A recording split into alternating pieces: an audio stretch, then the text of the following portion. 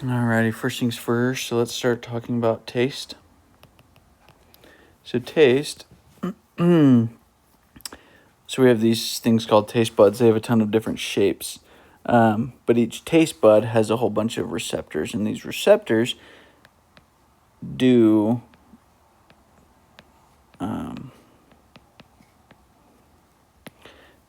can use these 5 things in order for us to be able to taste different things. First, salt, and that's just sodium chloride.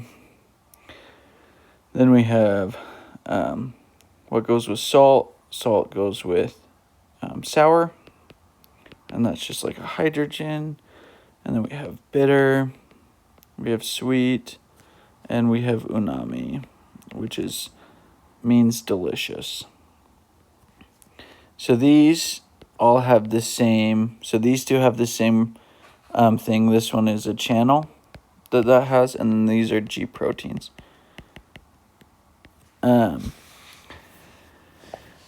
So the first two, these two, can actually go into the taste bud or the cell. These two use G proteins to then release stuff into the cell. So these, to get from here, right, we have a resting membrane potential to threshold. This is called the graded potential. In taste, this is actually called receptor potentials. But it's really a graded potential. That's really kind of what it is.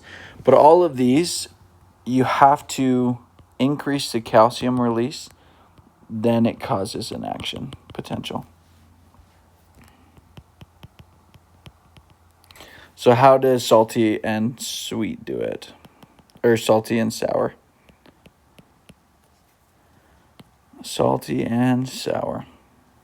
So both of them, they are dissolved in your saliva. Then they go through a channel called ENaC. For salty, it's a sodium that comes in. For sweet, it's a hydrogen that comes in. It makes a receptor potential or a gradient, opening up calcium voltage gated channels for calcium to come in. They have these cells with a neurotransmitter in it with these snare proteins. Calcium comes to these snare proteins, do exocytosis, releasing the neurotransmitter, creating a graded potential with this, and then an action potential down the axon. So that's how it works with salty and sour. And then there are these leak channels that allow sodium and hydrogen to come out so that it repolarizes, so that it will stop doing what it needs to do. Because if it stays in there, it's going to continue to allow calcium to come in, continuing to do exocytosis. So it's got to stop at some place. So now the other three, for the bitter, sweet, and umami, that one uses a G protein. So the G protein, so you have a ligand that comes in via the taste bud, and then this is phospholipase that releases IP3, and that is the smooth endoplasmic reticulum activating the RYR, releasing calcium, allowing exocytosis via closing the snare proteins to come out, making a gradient potential here and then an action potential here. And that's pretty much it. That's kind of how it works. And then through this, you also have this circuit pump that brings calcium back in to stop it from working, stop it from going back. Now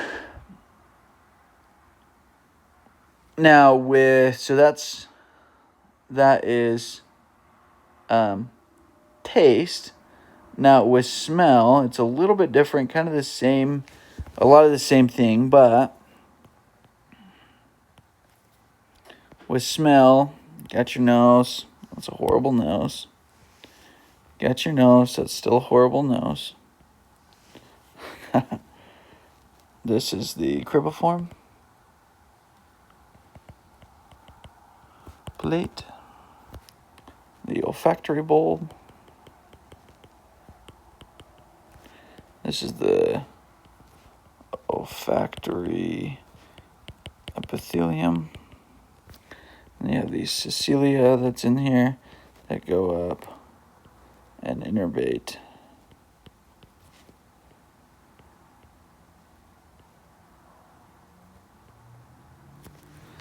Innervate here. So, the way that these work is I'm going to draw it backwards, even though this is going up to the top. I'm going to draw it as if it's going top down this way. But this is actually going this way, where that's the direction that the signal goes. I'm going to draw it as if it's going down. So this one, what happens is, actually I'm going to draw it as if it's going up. I'm a liar. So this is a G protein. And it comes in. So this is a G protein. A ligand comes in and binds to this G protein. This G protein then, this is a adenyl cyclase.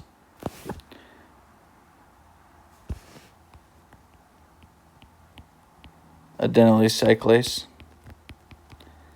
And this makes CAMP. And there is a cation channel right here that's CAMP dependent, and it comes in here and then it opens it up, allowing sodium and calcium to come into the cell. And these are leak channels for chloride to come in, further depolarizing the cell, causing a graded potential to occur. Now let me look at the rubric. So we just did describe how smell and taste work, describe how energy. Okay, now sounds. Let's do ear.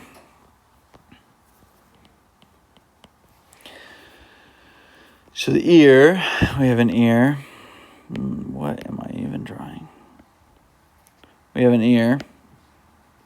This is the external ear that comes in.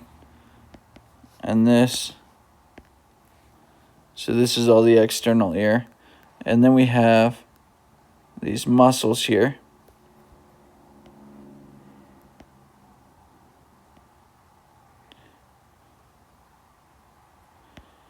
Yeah, I don't know what I'm doing.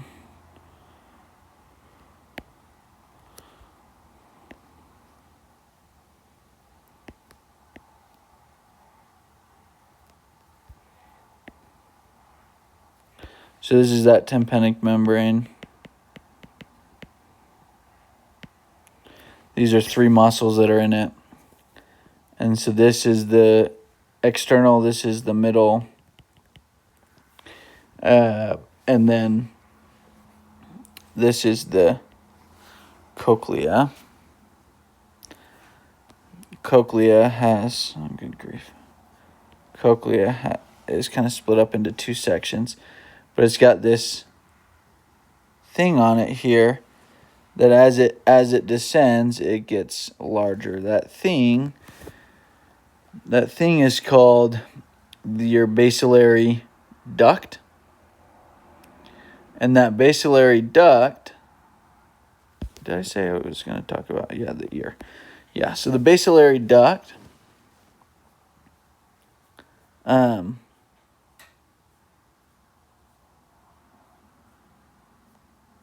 on.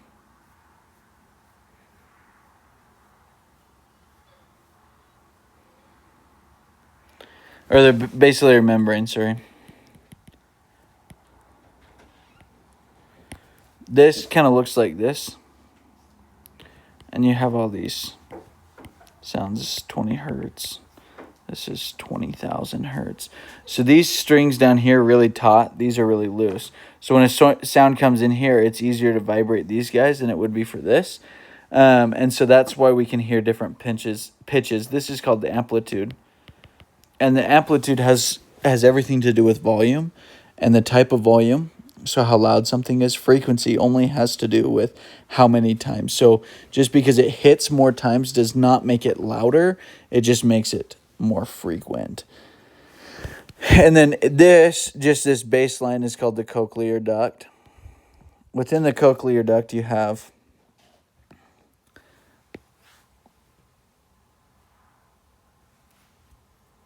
then you have this guy here.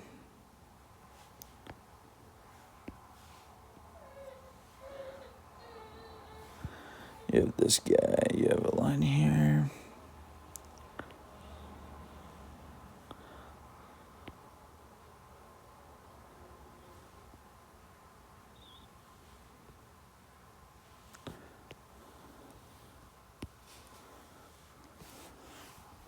So this is that cochlear duct.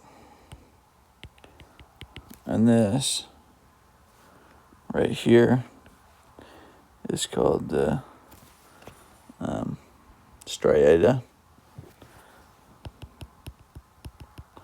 vascularis. And this has a potassium concentration of about 150 millimoles. And that's obtained due to the strata vascularis. The strata vascularis kind of looks like this here. And it's got some proteins here. So you have your ATPase pump that comes in here, and it does sodium that leaves and potassium that comes in. So sodium leaves, potassium comes in. You have this one that's called the NK2CC, which is sodium, potassium, chlorine, and 2-chloride. Sodium, potassium, 2-chloride. Here you have potassium pumps that come out here, and then here to balance it all out, chloride comes this way. Okay? And then it does the same thing over here. These are the same pumps. You have a sodium potassium ATPase pump. You have the NK2CC pump, and it's going this way, and then you have that potassium pump, and then you have a chloride pump that's coming out. Oh, excuse me. So this chloride pump helps kind of equalize everything out with this negative charge. So now we got a ton of this potassium in here. So it's going to make this very positive.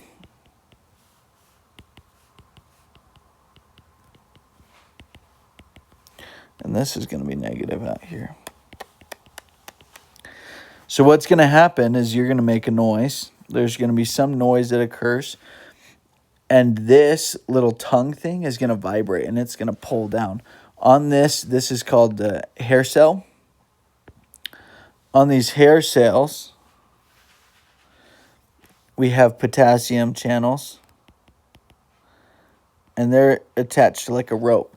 So this thing, this guy right here will come down and it'll hit it, and it'll make this thing go in that direction, mechanically opening these gates. And it'll do the same thing on this side here. We'll have 2 potassium coming in. Potassium is going to make a graded potential that's then going to allow, and the driving force is huge, right? So this is negative on the inside, and so it's going to become positive. Driving force is huge. It's going to open up these calcium gates. It's going to do exocytosis, which will expel glutamate. Glutamate's going to go to the receptor. In order to stop this, we have these leak channels, potassium leak channels that's going to come through, and it's gonna leak into this. So this is the strata vascularis, and then this is the membrane. So all this is super positive, this is negative. So this has a driving force of 40. This has a driving force of 80. So it's going to come in here with a great force and then want to come out with even a greater force. And so that's what stops this action potential. But this is glutamate in here. This is glutamate. And so that's kind of what happens with the hearing is that a noise will happen and it'll vibrate this guy right here. This guy will vibrate, hit it, open things up. And it'll allow things to, it'll allow things to come out. And then this is going to allow senses for pressure. So some sound waves are going to come in and it's going to do pressure and stuff like that. It's going to detect it and then it's going to vibrate these three muscles, causing vibrations through the whole thing.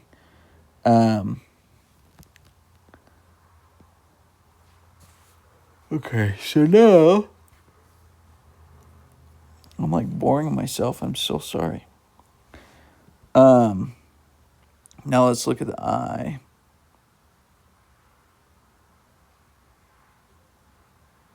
Just reading the prompt to make sure I'll get everything. Finally, describe the mechanisms of hearing, which we already did.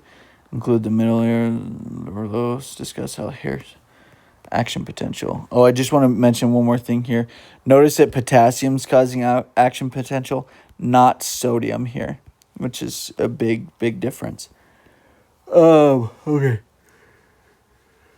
I'm gonna need a nap before I take this exam. Good grief, I'm so sorry. All right, so now let's get to the eye. What I think is super confusing, but super cool. So we have an eyeball. Let's draw an eyeball.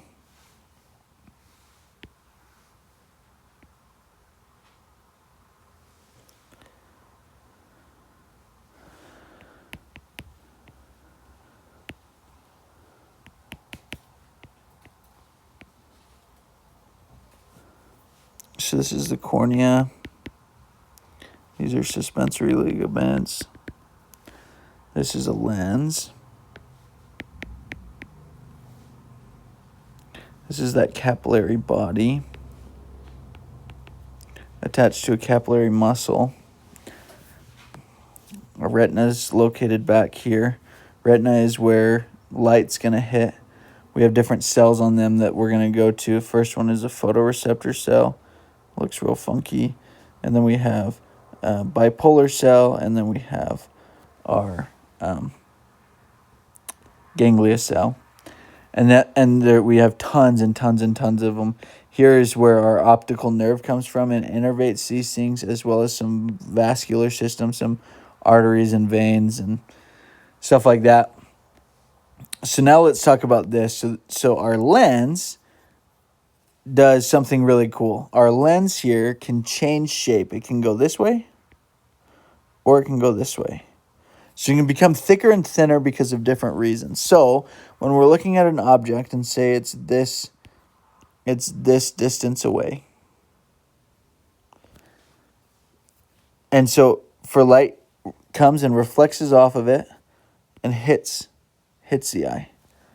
And then it comes off of that and reflects and hits the cornea perfectly, allowing things to see. So this is at a great distance. Now if we look at this,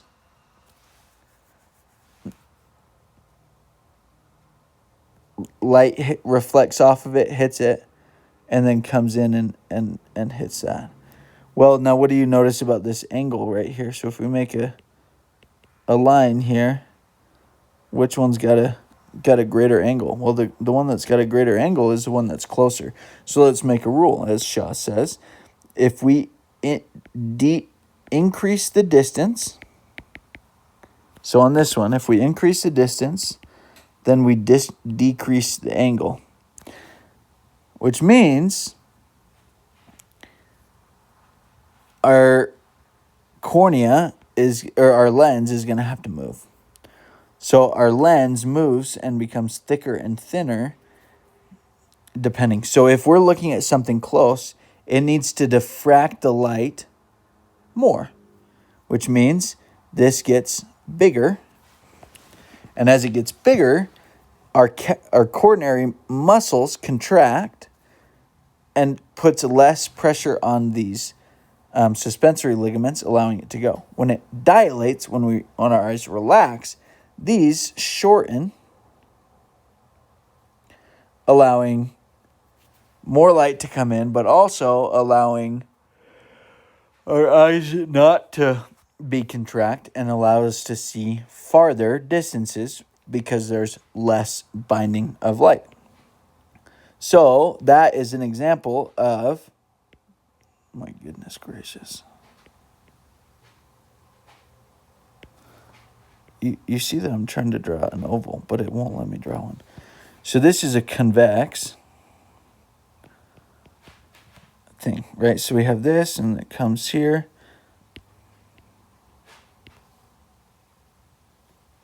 And it comes here. And then it diverges light. Okay, we see that. Concave looks like this. And when light comes into it, it diverges light.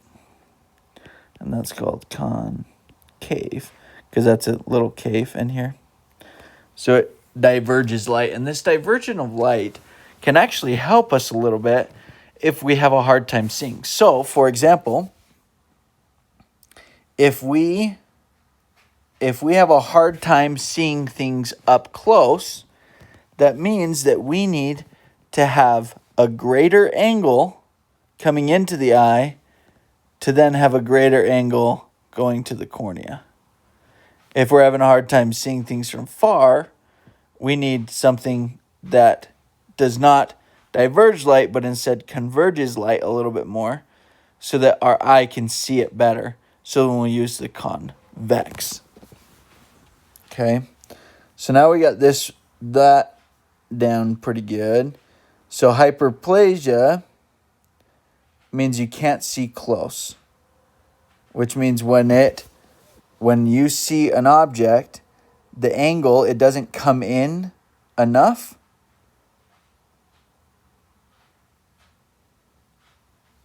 to converge to the retina.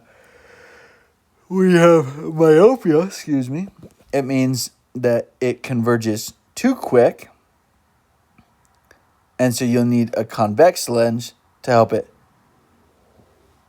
come in a little bit slower. Okay. Now, not a convex lens here, but like glasses lens. So now let's look on how this wonderful thing works here. So this great thing works here. It's got 3 different cells to it. The first one, actually 4.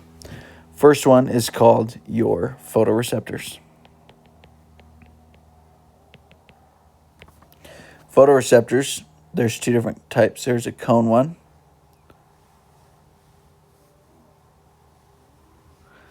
There's a rod one. Okay. Rod is black and white. Cone is color. There's many codes, not as many rods in our. Those synapse with what's called bipolar cells. And the bipolar cells are kind of this intermediary.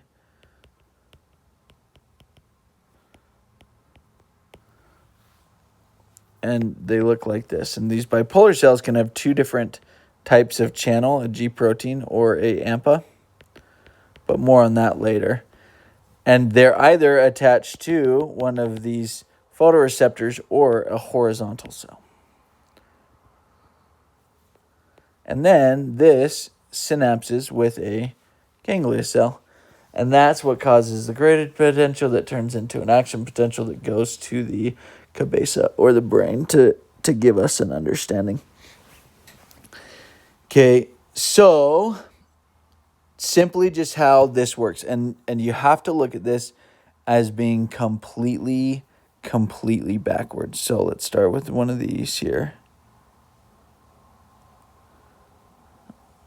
So it doesn't matter that this is I'm going to draw it better. I don't even know what I was drawing.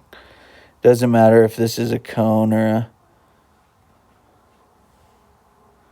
a cone or a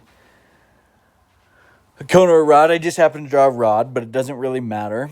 Okay, one rule that we have to know, and you'll understand this after I say it, but the decrease, so light decreases glutamate,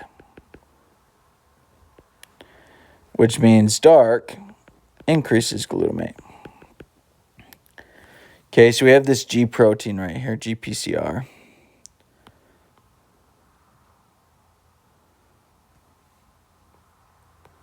GPCR. And it's got these subunits, and it's got this alpha subunit. This is attached to 11 cis 11 cis retina. What happens is light comes in and it does this conformational shift and it moves 11 cis retina and it turns into 11 trans, exposing this binding site. When that happens, PDE activates and comes and, well, hold on. Let me just draw everything out. So this is a CGMP channel for cations, okay? And then we have, I'm just going to draw everything out. We have exocytosis here. And then we have our, I'm not going to do it like that. I'm going to do it like that. Then we have one of two receptors.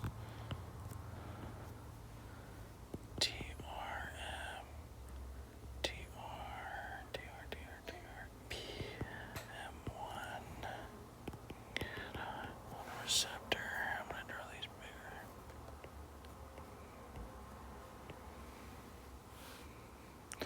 That's a gamma one, that's a beta one, and that's an alpha one. Alpha subunit. This also does exocytosis, and then we have our ganglia. Okay, so then now let me explain.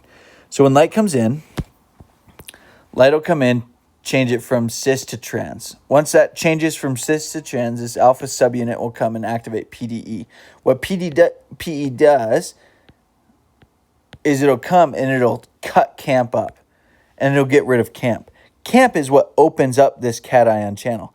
So because now there's no more CAMP, this cation channel's closed, which means there's no cation in here, which means there's no release of calcium, which means snare proteins do not activate, which means this, well, hold on. I should probably, I'm just going to keep going because you actually know what I'm talking about. So then this does not activate, which, because this doesn't activate, it doesn't inhibit this. So this is excitatory.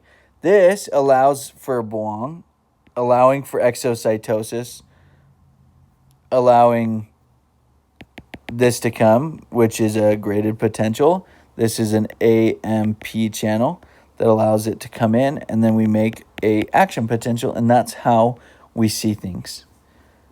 So if it doesn't happen, so if light does not come, it does not turn into 11 trans, so it stays this. Alpha does not get activated. CAMP does not get cut up. This stays open. This comes in here, creates a graded potential. Calcium does come into the cell. It does do exocytosis of glutamate. It does activate this, which then sends the beta and gamma subunit to close this, causing no action potential, causing no glutamate, causing no action potential. Crazy. So this one is, we inhibit things to cause, we inhibit some things and excite some things to cause an action potential. We inhibit some things and excite some things to then not cause an action potential. So it's backwards with with most of the systems that we've seen so far. So this is how kind of things change, and I will just draw this nice little picture here. So it's going to take me just a minute here.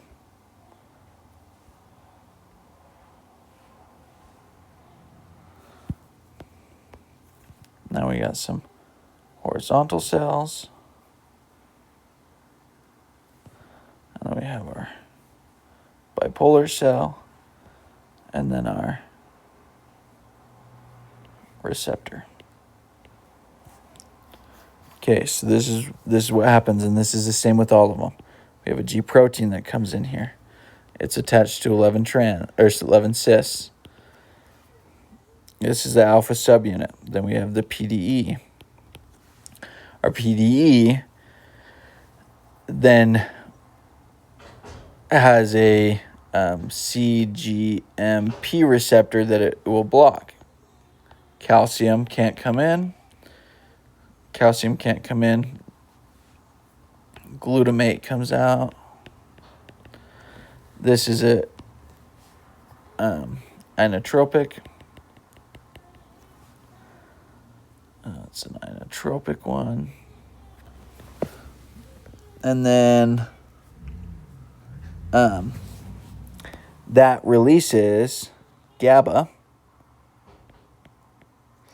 And GABA, that's super important that does GABA. Because what GABA does is it inhibits glutamate.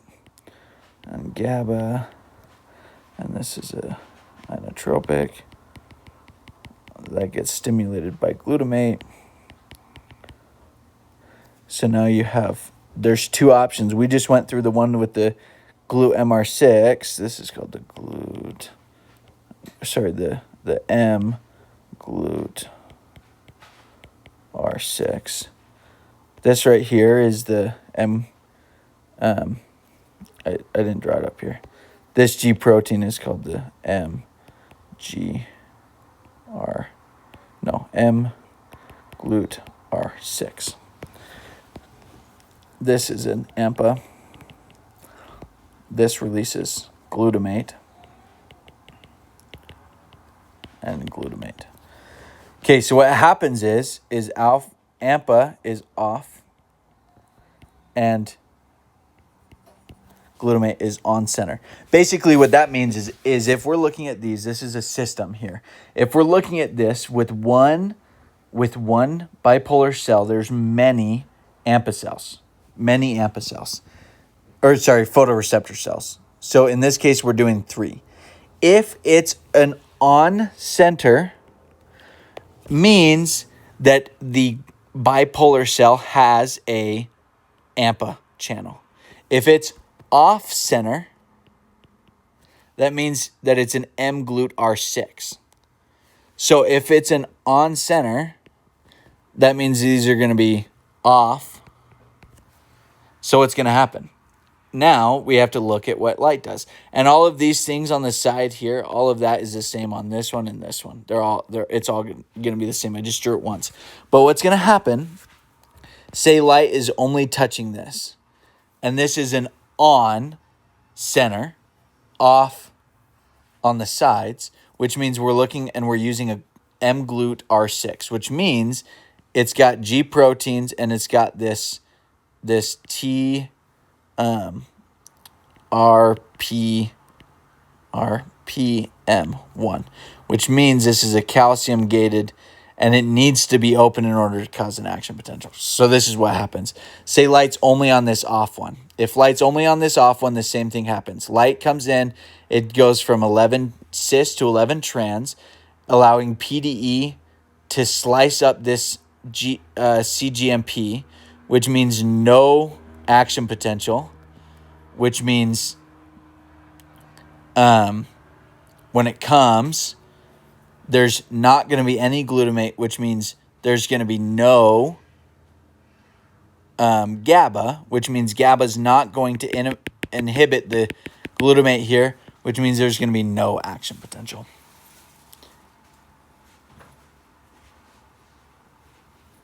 There's going to be no action potential because GABA doesn't inhibit the glutamate that's there,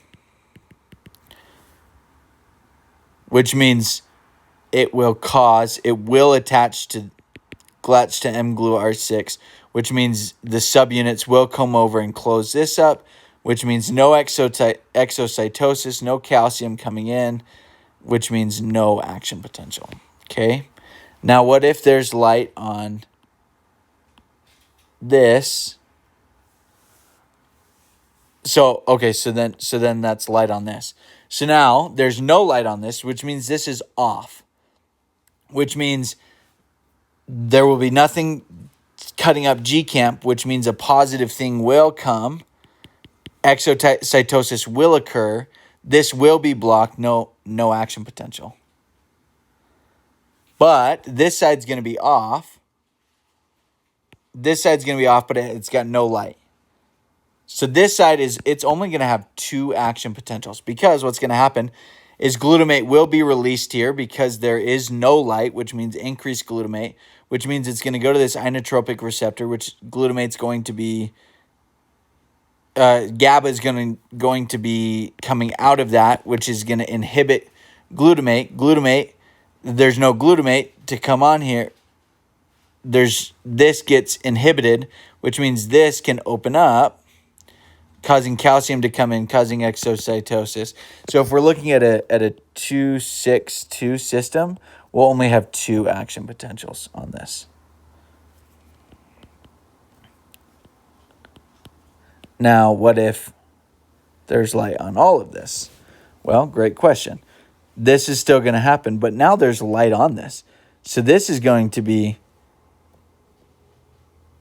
inhibiting glutamate release, which means this is going to be blocked, this mGlu6, which means this is going to open, which means glutamate is going to come into here, which means there will be an action potential, so that's 6. And then this is still going to have the 2 that's going to go off because there's no light. Okay? So that's kind of how it works. That's how you have to look at it. But if this is an off center, and on here, then the way you look at it is now we're looking at this AMPA channel. So if light comes on here, light comes on, it's going to inhibit. No glutamate's going to be released, which means more glutamate's going to come in, which means there will be an action potential. Because these have calcium. This is calcium coming in. So then there will be an action potential that comes in, and it will propagate, and it will, there will be something that does occur in this. But it's got to,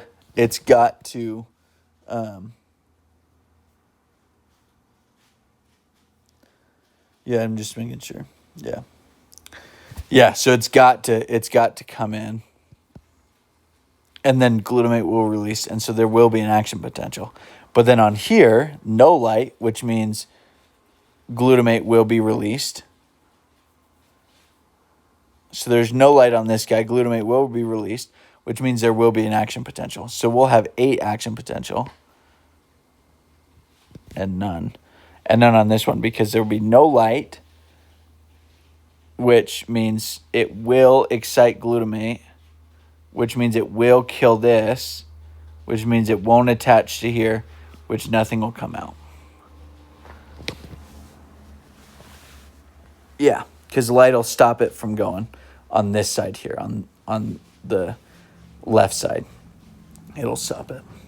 So that's kind of how you look at it. So when you're asked about different things, you just have to look at what on center means that it's an AMPA channel, on center means that it's a mGlu-R6, and so they do just completely polarizingly opposite things. And so that's kind of the way you look at it. This one's a little shorter today here. That was from last week. I think I hit on everything. Thanks so much. Please let me know what I can do to do better. Thanks.